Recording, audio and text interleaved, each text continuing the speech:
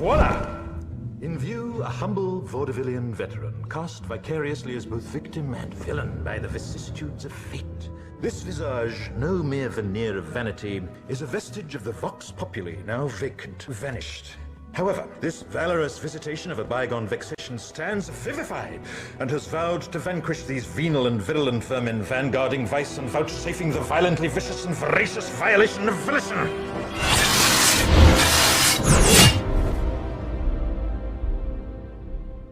The only verdict is vengeance, a vendetta, held as a votive not in vain, for the value and veracity of such shall one day vindicate the vigilant and the virtuous. Verily, this vichyssoise of verbiage veers most verbose, so let me simply add that it's my very good honor to meet you, and you may call me V.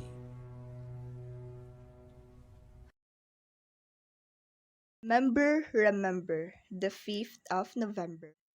It is November 5, 1997, and England is run by a tyrannical regime called Northfire. The head of the government is Adam Susan, known as the leader. The leader resides at the head government offices and rules England with an iron fist, making use of his government's institutions, the finger or law enforcement, the nose or counter-terrorism, the ear or phone surveillance, the eye or video surveillance, and Jordan Tower or the propaganda. The leader controls England using an advanced computer called Fate.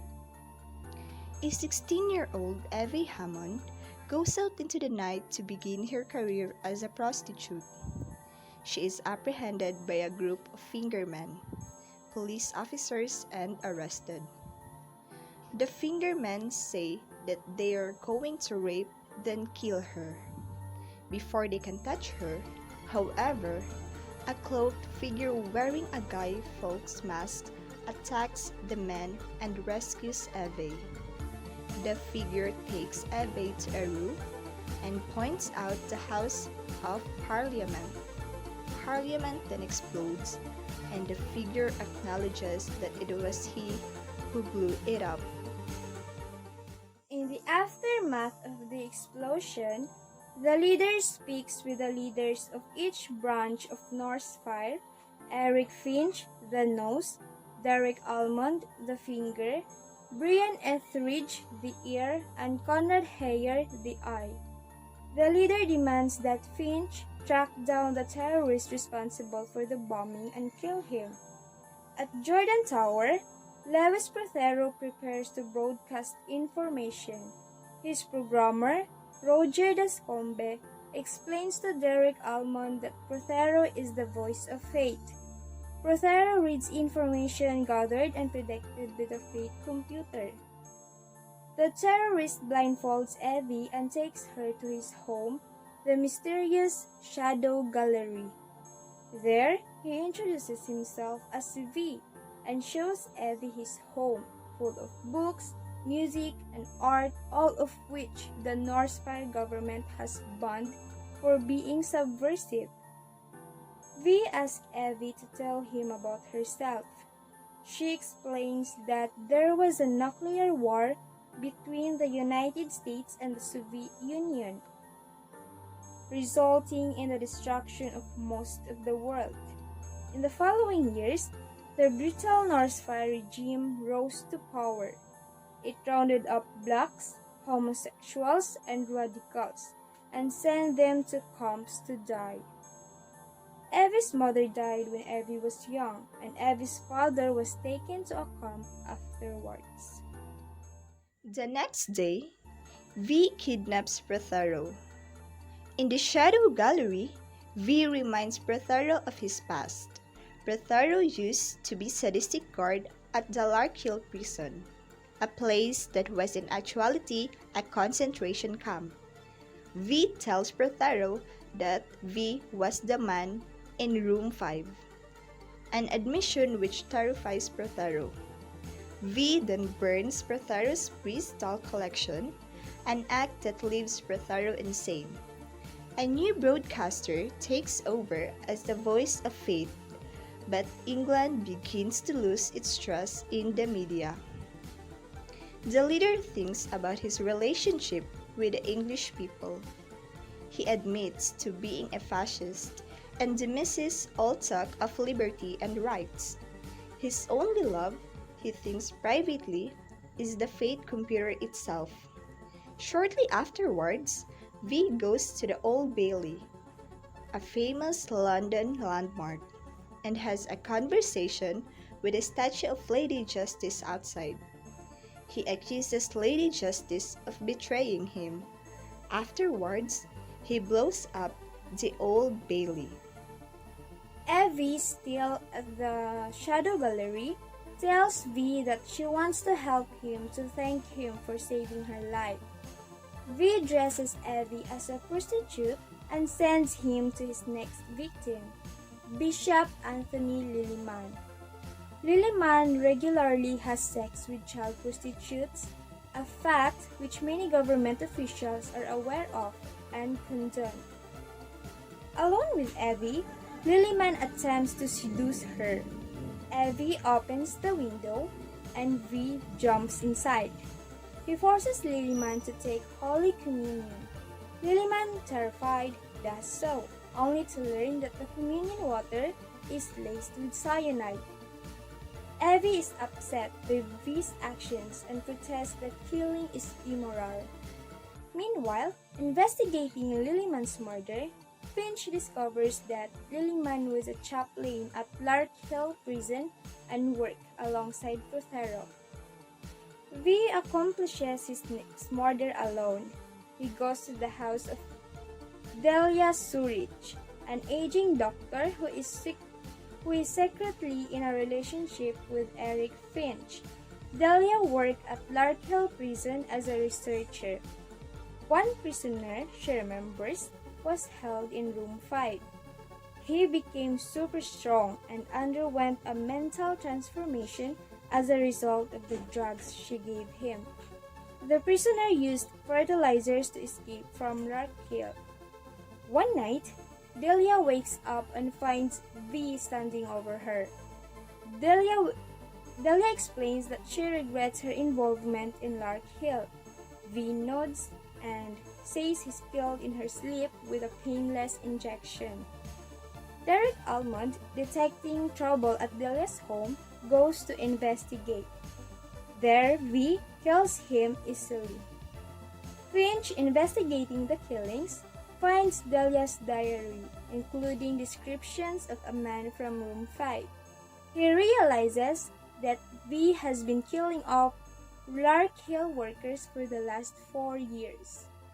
Evie continues to live with V in the Shadow Gallery. She tries to kiss him one night, and V suggests that she thinks he's her father. Evie is shocked, but then she realizes that V is right.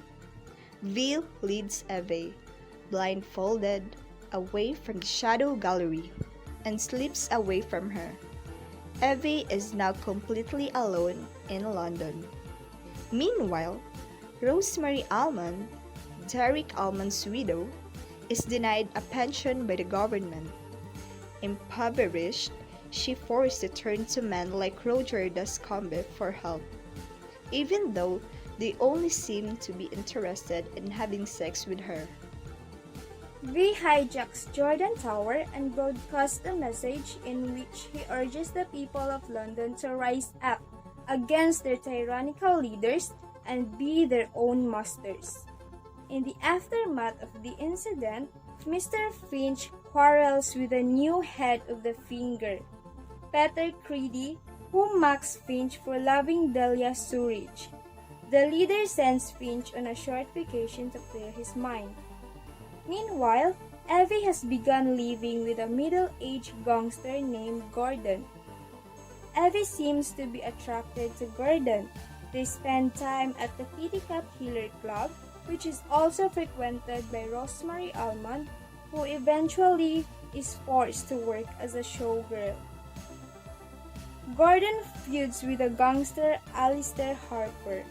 One day, Harper kills Gordon by stabbing him with a sword, and Evie vows revenge on Harper. One night, she waits outside the Kitty Cat Killer Club and prepares to shoot Harper. Before she can, however, she is knocked out and dragged to a prison. The leader begins to lose his mind when he sees a message on the Fate computer that says, "I love you."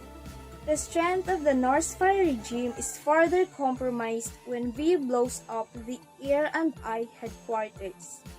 V makes a broadcast on his own broadcasting network in which he tells the people of London to do as they please.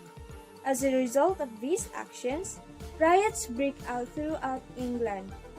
In the Shadow Gallery, V offers to kill Alistair Harper on behalf of Evie, but Evie insists that V do no such thing.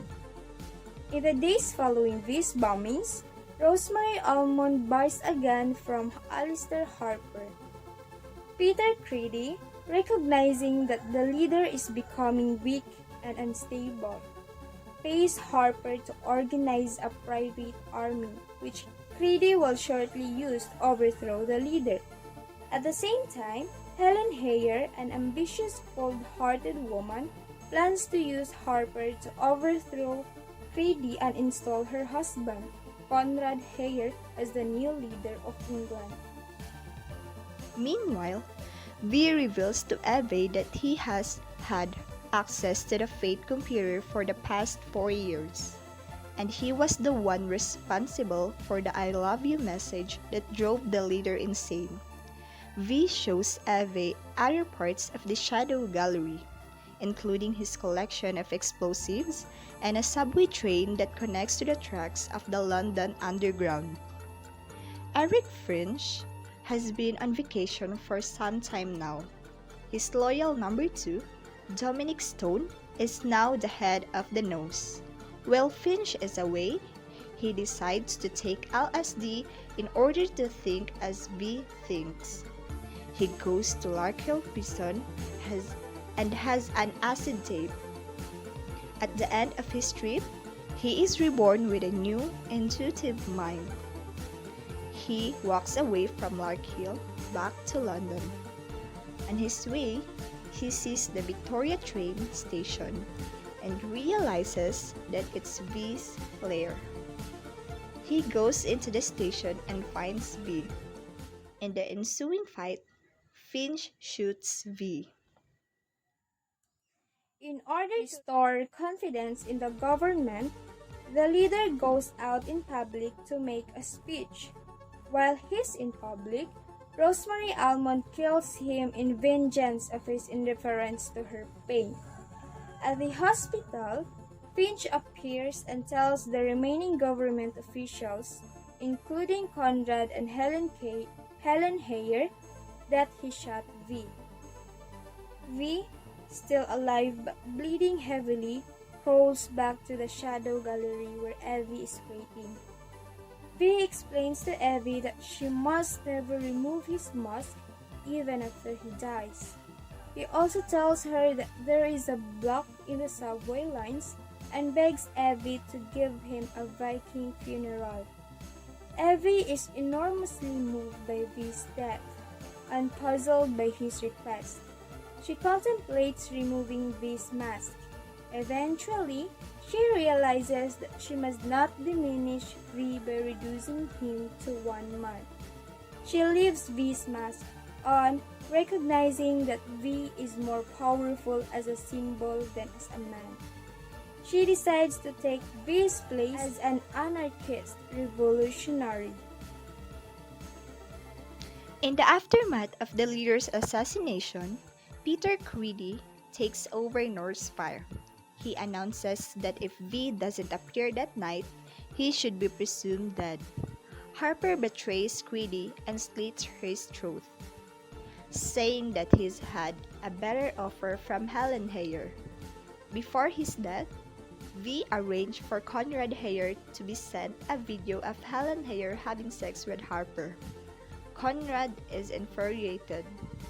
He attacks Harper, and in the ensuing fight, both men are mortally wounded. Helen Hayer returns to her home to the sight of her own husband bleeding to death. Disgusted, she leaves him to die. Massive riots break throughout London. One night, on November 9, V, in actuality, Eve wearing a cloak and Guy Fawkes mask, appears before a huge crowd. V explained that she is immortal and will use her boundless power to blow up the Northfire government's headquarters at Downing Street. Following this speech, V sends the subway car, filled with both explosives and V's dead body, towards James, realizing that V was giving her directions for how to blow up Downing Street. Evie as V then saves a young man from the riots in London and takes him to the Shadow Gallery. When the man wakes up, he finds a clock figure wearing a Guy Fawkes mask standing over him. The cycle of apprenticeship has continued, with Evie as the teacher instead of a student. It is unclear what will become of England, now that there is no government to lead it. Outside London, Eric Finch walks by himself, calmly smoking a pipe. Voila!